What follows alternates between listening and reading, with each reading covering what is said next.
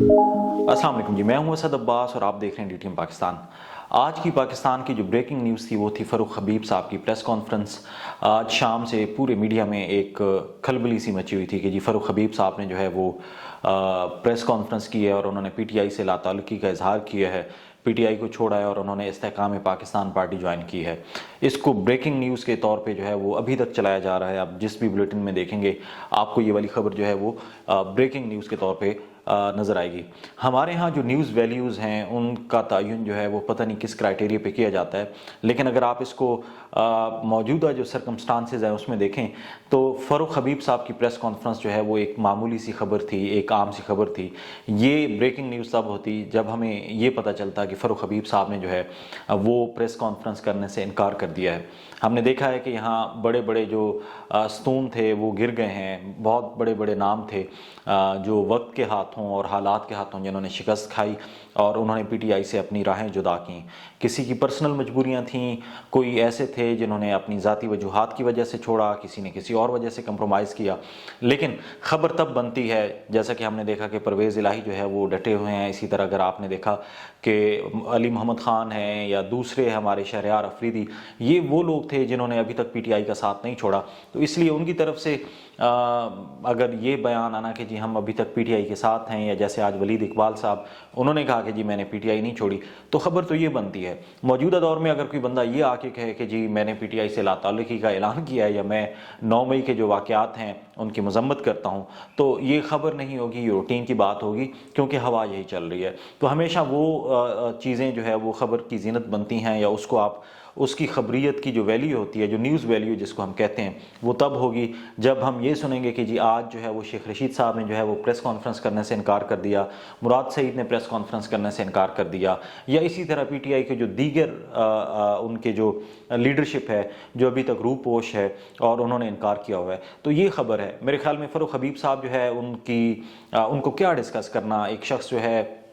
जिसने जिन वजूहात की वजह से आप इसको बेशक कह लें कि जी उनका माफ़ी ज़मीर जो है वो अभी जागा है और उन्होंने उसके तहत जो है वो PTI से राहें जुदा करने का फ़ैसला किया है। तो अगेन सवाल ये पैदा होता है कि 4 महीने बाद क्या उनको ये एहसास हुआ, या वो भंग पी के सो रहे थे और आज उन्हें ख्याल आया कि नहीं मैं तो नशे का जो असर था वो मेरा जाता रहा है और उन्हें रियलिटी का एहसास हुआ है। ऐसा हरगिज़ नहीं है। क्या ही अच्छा होता कि अगर उन्होंने यही काम करना था तो वो फ़ौरन जो 9 मई के बाद कर देते, ताकि उनको इस शर्मिंदगी का सामना ना करना पड़ता। खैर ये हमने इससे पहले भी डिस्कस किया है कि जो हमारी जो पॉलिटिकल पार्टीज़ हैं, हमारी जो पॉलिटिकल लीडरशिप है, उसकी कई मजबूरियां हो सकती हैं। सम टाइम उनकी ज़ाती मजबूरियां हो सकती हैं, सम टाइम उसकी कोई और मजबूरियां हो सकती हैं, जिस वजह से वो ऐसे स्टेप्स अक्सर व बेशतर लेते रहते हैं। तो ये कोई अचंभे की बात नहीं है। ये बिल्कुल उसी तरह अचंभे की बात नहीं है जिस तरह कहा जा रहा है कि जी नवाज़ शरीफ साहब जो है वो वापस आ रहे हैं और वो अपनी मर्ज़ी से आ रहे हैं और वो बगैर किसी डील के आ रहे हैं। तो यकीनन ऐसी बातों का कोई फ़ायदा नहीं है। हमारे मीडिया को जो है वो रोज़ाना कोई ना कोई चीज़ चाहिए होती है। अब जैसे कि मैं अपनी बात करूँ कि मुझे भी एक टॉपिक चाहिए था जिसकी वजह से मैं बात कर रहा हूँ, लेकिन हमने इसको थोड़ा सा और एंगल दिया है। हम ये कह रहे हैं कि जी जो न्यूज़ वैल्यू है वो क्या हो सकती है, और न्यूज़ वैल्यू तभी होगी कि जब आपकी किसी शख्स का कोई ऐसा अमल जो रूटीन के अमल से हट के है। अब मिसाल के तौर पे हम जब जर्नलिज्म पढ़ रहे थे तो हमें जो डेफिनेशन थी वो ये था, एक उसमें मुख्तलिफ न्यूज़ की जो है वो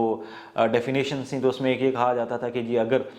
कुत्ता इंसान को काट ले तो ये खबर नहीं है, लेकिन अगर इंसान कुत्ते को काट ले तो ये खबर है। इसी तरह ये है कि अगर फ़ारूक हबीब साहब ने इस्तीफ़ा दिया है तो ये कोई फ़ारूक हबीब साहब ने PTI छोड़ी है तो ये कोई खबर नहीं है। हाँ, अगर वो PTI के साथ रहते तो ये एक खबर थी जो कि आज से एक दिन पहले तक रही है। तो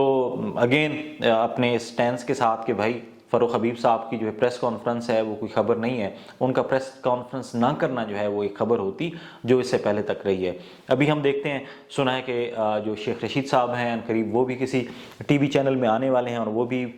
PTI से तो खैर उन्होंने क्या लाताल्लुकी का इजहार करना, क्योंकि उनकी अपनी एक पार्टी थी, वन मैन पार्टी थी। हाँ, ये ज़रूर है कि वो जिस पार्टी को रिप्रेजेंट करते हैं उस पार्टी के प्लेटफॉर्म से क्या वो 9 मई के जो वाक़यात हैं उनकी मजम्मत करते हैं, और क्या वो इमरान खान साहब को जो है वो 9 मई के जो वाक़यात हैं उनका ज़िम्मेदार ठहराते हैं। इसके अलावा ऑन सीरियस नोट वो ये है کہ کیا ہی اچھا ہو کہ اس قسم کی پریس کانفرنسز کے بجائے باقی پاکستان میں جو پولیٹیکل سینیریو ہے ابھی تک جو ہے وہ ویسا ہی ہے، اور ہماری دعا ہے کہ ہماری جتنے بھی سٹیک ہولڈرز ہیں، اگین جتنے بھی سٹیک ہولڈرز ہیں، اس میں اسٹیبلشمنٹ ہے، اس میں جوڈیشری ہے، اس میں پولیٹیشینز ہیں، اور جب ہم پولیٹیشینز کی بات کرتے ہیں تو اس میں انکلوڈنگ نواز شریف، انکلوڈنگ پی پی پی، انکلوڈنگ آپ کی پی ٹی آئی اور عمران خان صاحب، ان سب کو جو ہے وہ یہ سوچنا چاہیے اور کسی ایک ایسے پلیٹ فارم پہ آنا چاہیے کہ جہاں ہم کہہ سکیں کہ ہاں اس ملک کو آگے لے جانے کے لیے جو ہے وہ اس قسم کا جو نیشنل لیول کا جو آپ کہہ لیں کہ ایک الائنس جو ہے اور ایک جو کتھارسز ہے اس کی ضرورت ہے۔ کہنے کا مقصد یہ ہے کہ کیا فاروق حبیب صاحب کی پریس کانفرنس سے اور ان کی پی ٹی آئی چھوڑ جانے کے بعد استحکام پاکستان پارٹی میں آنے سے کیا پاکستان کے مسائل حل ہوں گے، کیا اس ملک کے مسائل حل ہوں گے، کیا اس عوام کے مسائل حل ہوں گے، یا کیا اس ملک میں جو بڑھتی ہوئی نفرتیں ہیں